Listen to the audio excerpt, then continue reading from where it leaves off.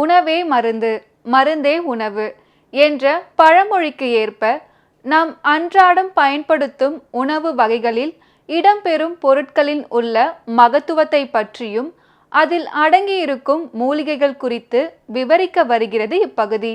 நலம் தரும் மூலிகை.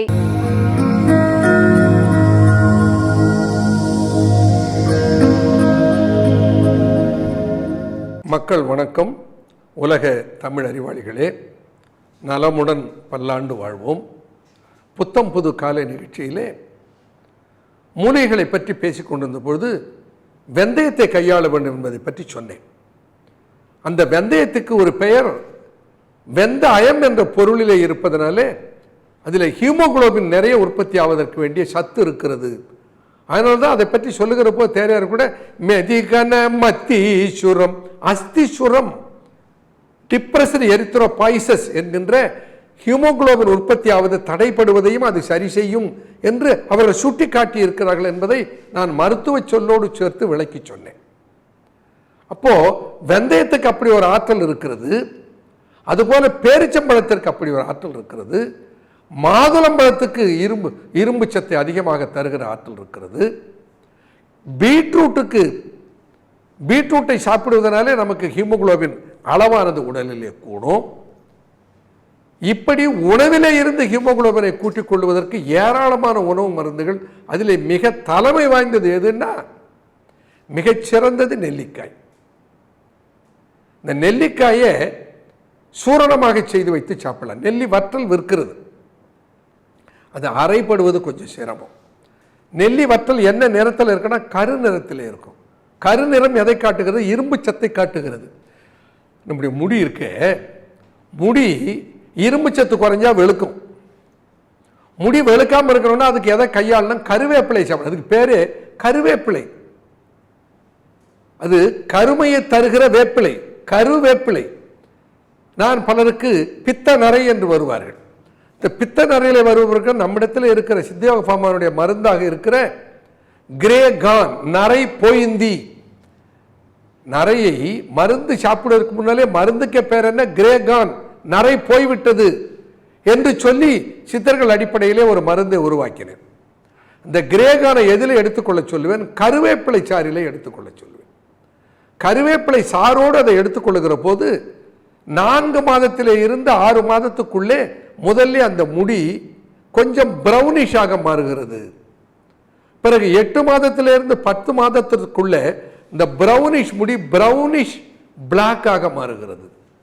பிறகு ஓராண்டிலிருந்து 1.5 ஆண்டுகளுக்குள்ளே அது முழுமையாக கருமையாக மாறிவிடுகிறது. என்ன நரை? பித்த நரை. உடனே 60 வயதுக்கு மேலே வந்திருக்கிற நரையை மாற்றுவதற்கு இது உதவுமா அப்படின்னு சந்தேகப்படக்கூடாது. அது பித்த நரை என்பது இளம் வயதிலே வருகிற நரை.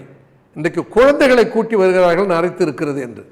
4 வயது 5 வயதிலே ஏறத்தாழ பாதிக்கு மேலே முடி நரைத்து இருப்பவர்கள் வருகிறார்கள். அதையெல்லாம் கருக்க வைக்கிற ஆற்றல் இருக்கிறதா கருவேப்பிலைக்கு இருக்கிறது. இப்ப கருவேப்பிலையை கையாளுங்கள். கருவேப்பிலையை சாறு எடுத்து சாப்பிடலாம், கருவேப்பிலையை கஷாயமிட்டு சாப்பிடலாம், கருவேப்பிலையை தொக்கு செய்து சாப்பிடலாம்.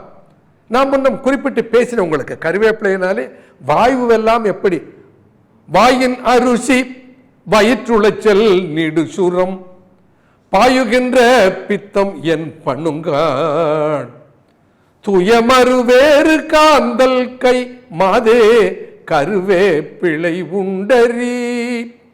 கருவேப்பிலை எந்த அளவுக்கு காய்ச்சல் நோய் உள்ளவர்களுக்கு கூட மருந்தாக பயன்படும் என்பதை பற்றி சொன்ன போது நான் இதை குறிப்பிட்டிருக்கிறேன்.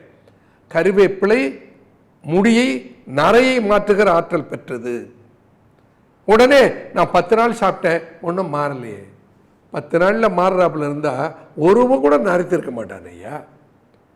மாதக்கணக்கில் வருடக்கணக்கில் எடுத்துக்கொண்டால்தான் உள்ளே இருக்கிற குருதியில் இருக்கிற பித்தம் சமநிலை அடைந்து பித்தம் குறைந்து பித்தம் மாறுவதனாலே இயல்பான கருநிறத்திற்கு அந்த முடி வரும். அப்போ அந்த கருவேப்பிலையை பயன்படுத்தும் போது கூட நான் சொன்ன கிரேகானை பயன்படுத்துங்கள். அது பற்றிய சிறப்புகளை பற்றியெல்லாம் முன்னும் சொல்லி இருக்கிறேன். இப்போ கருவேப்பிலை ஒரு இரத்த விருத்திக்கு சிறந்த மருந்து, வெந்தயம் சிறந்த மருந்து, நெல்லிக்காயை சூரணம் செய்து கொண்டு நெல்லிக்காய் சூரணத்தை சாப்பிடுங்கள், அது இரத்த விருத்தியை வெகு அளவிலே தரும். இப்போ ஒரு மூலிகை சொல்லுகிறேன், இரத்த விருத்தியை தருகிற ஒரு மூலிகை எல்லாருக்கும் தெரிந்தது. கையாந்தகரை என்று ஒரு மூலிகை இருக்கிறது, அல்லது கரிசலை என்று அதை சொல்லுவார்கள், அல்லது கரிசலாம் கண்ணி என்று அழைப்பார்கள். இந்த கரிசலை மிகச்சிறந்த இரத்த விருத்திக்குரிய மூலிகை. அதை ஒற்றை மூலிகையாக கையாளுவதனாலே அவ்வளவு இரத்த விருத்தியை பெற முடியும், ஹீமோகுளோபினை கூட்டிக் கொள்ள முடியும். அதை கொடுத்து நான் பலருக்கு 10, 9 என்று இருந்த ஹீமோகுளோபின் அளவை 13க்கு மகளிருக்கும் 14 மேலே ஆடவர்களுக்கும் கூட்டி இருக்கிறேன். அதனோடு சேர்த்து நம்ம என்ன சொல்ல, நம்ம கம்பீர் என்று சொல்லுகிற அந்த வெடி அன்னபேதி செந்தூரத்தில் இருந்து தயாரிக்கிற மருந்துகளை சேர்த்து கொடுப்பேன். 3 மாதத்திலே பார்த்தா ஹீமோகுளோபின் இயல்பு நிலைக்கு வந்து சேர்ந்து விடும். அப்படி அது பயன்படும். அந்த கரிசலை எப்படி கையாளுவது தொடர்ந்து பார்க்கலாம். நன்றி, வணக்கம்.